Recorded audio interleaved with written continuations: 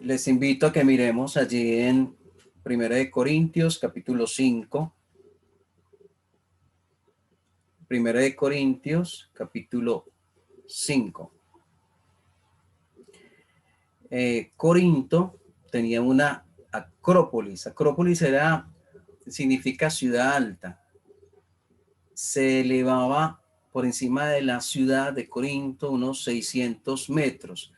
Dentro de esa acrópolis había un templo a Afrodita, la diosa del amor. Y en ese templo habían unas 1000 sacerdotisas, pero esas sacerdotisas eran prostitutas, entre comillas, religiosas. Vivían y trabajaban allí en Acrópolis, en el templo de Afrodita, y bajaban a la ciudad en la tarde a ofrecer sus servicios a los hombres de la ciudad y visitantes. Ese es el contexto en el cual surge la iglesia de Dios en Corinto. Cuando pensamos en la carta a los Corintios, es 1 Corintios capítulo 5, versículo 1. Cuando pensamos en la carta a los Corintios, debemos de pensar en la ciudad. Y en esta ciudad, es más, para querer decir que una persona estaba pervirtiéndose, estaba cayendo moralmente, había una palabra que era corintianizar. Se está corintianizando, hablando de que se está pervirtiendo. Entonces, así llegó a ser la ciudad de Corinto. Pero en medio de esa oscuridad, Dios siembra la iglesia de Él, la iglesia del Señor, allí en Corinto. Y en 1 Corintios capítulo 5, dice versículo 1, de cierto se oye que hay entre vosotros fornicación, y tal fornicación cual ni aun se nombra entre los gentiles, tanto que alguno tiene la mujer de su padre. Y vosotros estáis envanecidos, ¿no debierais más bien haberos lamentado para que fuese quitado en medio de vosotros el que cometió tal acción? Entonces, esta palabra está dirigida a creyentes, a personas que han confiado en Cristo como Salvador. Y dice, de cierto se oye que hay entre vosotros fornicación. Entonces, en primer lugar, ha habido un pecado, es inmoralidad sexual. La palabra fornicación significa cualquier clase de inmoralidad sexual. No solamente es sexo entre personas solteras, sino puede ser cualquier clase de inmoralidad sexual.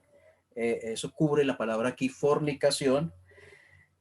Y dice que se oye, o sea, salió el rumor que lo escucharon personas no cristianas, que en la iglesia de Dios había fornicación, y la fornicación, dice la frase aquí, cual ni aún se nombra entre los gentiles.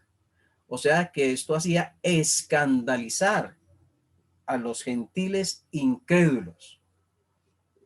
Entonces, aquí hay dos problemas bastante delicados. Primer problema, el creyente que cayó en pecado. Cuando pensamos en el creyente que cayó en pecado, podemos decir cómo llegó hasta tal punto. Cómo se acuesta con la mujer de su padre. Pero aquí la palabra, tanto que alguno tiene la mujer de su padre, no solamente habla de una relación ocasional, sino de una relación estable, permanente. Cuando vemos en Deuteronomio, el quinto libro de la Biblia, capítulo 22,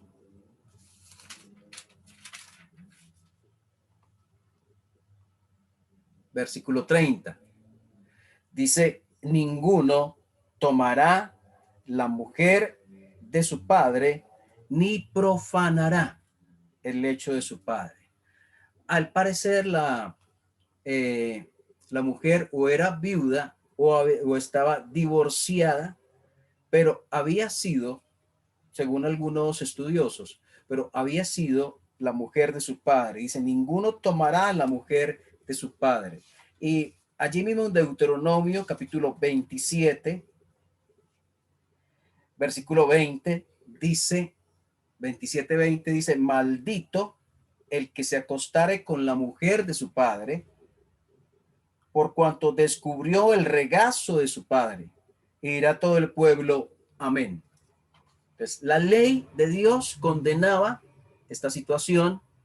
Es más, la ley romana condenaba esta situación también. Era prohibida. No solamente era ilegal, sino que era inusual encontrar algo así. Estaba pensando en que cuando los creyentes saltamos el muro de la santidad, podemos llegar más lejos en cuanto al pecado que lo hace una persona que no ha tenido un conocimiento de Dios. Puede sonar extraño, pero si un creyente llega a apartarse del camino del Señor, a olvidar la palabra de Dios, a no tener en cuenta la palabra de Dios en su vida, puede cometer pecados más terribles aún que las personas que nunca han tenido un encuentro con Dios. Porque al enemigo de Dios le interesa que el evangelio de Dios sea pisoteado, y porque al enemigo de Dios le interesa que la iglesia de Dios sea manchada con pecado. Y mientras encuentre una oportunidad dada por un hijo de Dios apartado y olvidándose de la palabra de él, la aprovechará. Que Dios nos guarde, porque hoy podemos decir, ese hombre en Corintios, hasta donde llegó, yo no llegaría hasta allá. Entonces la Biblia dice que el que piensa estar firme, mire que no caiga. Entonces, por un lado, el pecado del hombre, que seguramente comenzó allí en la mente. Cuando llegamos a los pies del Señor Jesús, en ocasiones se encuentran todavía en nuestra mente cosas que no deben estar. Aceptación de ciertas cosas que no debemos aceptar. Y con toda seguridad, antes de caer en el pecado que cayó, había en su mente aceptación de cosas que no eran agradables a Dios. Antes de hacer está el pensar. Antes de hacer está aceptar o tolerar ciertas cosas o no ver mal ciertas cosas porque otros las hacen. El creyente no debe basarse por su entorno, lo que acepta el entorno donde está. El creyente debe basarse en lo que Dios dice que es pecado o en lo que Dios dice que no es pecado. Ese debe ser el punto de referencia. Hace algunos años escuché a una mujer hablando de unos jóvenes que pensábamos que eran creyentes, diciendo, a esos muchachos hay que dejarlos que disfruten de la vida. Todos fuimos jóvenes. A ellos hay que dejarlos que disfruten. Por un lado, yo como padre, madre, abuelo, tío, no puedo decir que mis familiares jóvenes, si son creyentes, tienen plena libertad para pecar, para disfrutar de la vida, para ir en contra de los principios divinos, que porque son jóvenes. Estoy contradiciendo aquello en lo cual digo creer, que es la palabra de Dios. Dios dice no. Dios dice huid de la fornicación. Dios dice no os unáis en yugo desigual. Dios es radical en lo que Él dice. No hay tolerancia en Dios en cuanto al pecado. Y Dios quiere que nosotros tampoco seamos tolerantes. No significa que nosotros somos perfectos. Nosotros en algún momento pecamos, pero no debemos eh, tolerar, no debemos animar a otros al pecado. Si yo tengo a cargo jóvenes en mi casa que han profesado fe en Cristo y veo que están haciendo algo que está mal, yo debería ayudarles, yo debería prevenirles, yo debería aconsejarles, porque Dios me colocó ahí con un propósito, pero no animarles. Eh, por otro lado, si es un creyente, el disfrute del verdadero creyente, sea joven o no, es complacer al que lo salvó. Ahí está el verdadero disfrute. Entonces, volviendo a Corintios, capítulo 5, ese rumor había salido, había seguramente afectado el testimonio de la iglesia allí y, y estaba siendo aceptado por la iglesia. Aquí dice en vos, versículo 2, y vosotros estáis envanecidos. Envanecidos es como hinchados, inflamados de, como orgullosos, tal vez pensando en que había una libertad. Nosotros vivimos en la libertad y cada uno hace de acuerdo a lo que el Señor le muestre que está bien, y tal vez tenían una especie de doctrina así, no sabemos, pero lo que sí estaba mal era que ellos no hubieran hecho nada. Y escuchen bien, escuchemos bien lo que voy a decir. A veces no decir nada con respecto al pecado, sea en la iglesia, en este caso en la iglesia, tolerarlo, aceptarlo, aún motivarlo, es contrario y desagrada a Dios. Dice, no debierais más bien haberos lamentado. O sea, haber dicho, esto no puede pasar entre nosotros. Qué lástima que pasó. No debió haber jamás sucedido. Ese debía haber sido la actitud de los creyentes allí en Corinto, no el silencio, no la indiferencia, no la pasividad. No debierais más bien haberos lamentado para que fuese quitado en medio de vosotros el que cometió tal acción. Mis amados hermanos, estamos en un mundo de pecado lleno en cuanto a la parte sexual, demasiada libertad, pero estamos llamados a que primero en nuestra mente se alberguen los principios divinos que encontramos en la palabra de Dios.